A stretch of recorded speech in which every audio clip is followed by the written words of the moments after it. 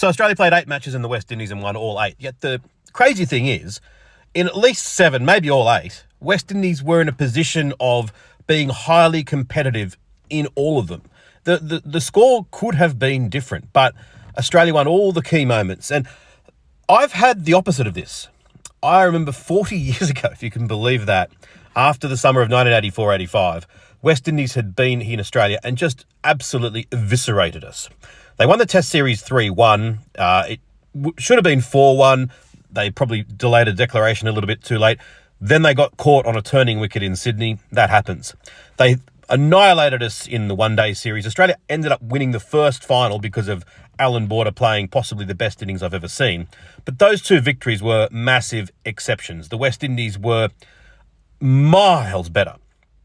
And I think I read where when Bob Simpson was then appointed as Australia's first ever coach, I think it was the season after that, he made the point that they had dropped so many catches in that previous season, including several off Viv Richards, that if they'd taken all those catches, things could have been very different. Because what's sometimes forgotten about the West Indies of that era, that not only were they the best bowling side and the best batting side, they were the best fielding side as well. Their fielding standards were really, really high.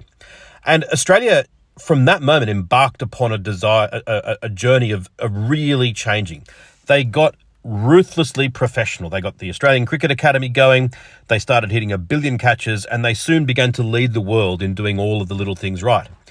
If the West Indies were to do that, and I really could still see them being a top-tier nation. The talent that they've got, again, with their small population base, the fact that so many youngsters are now turning away from cricket, they did a lot of impressive things during this series. And I just think it's a question of money. Look, there's a moment in the game today where it was the final wicket. Nathan Ellis, and I'm sure I saw him in the previous game have blood all down his arm when he dived and grazed his arm.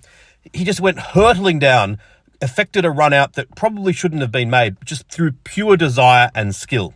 That's what you can get when you're getting paid a substantial sum of money. And the West Indian players aren't getting that at their national level.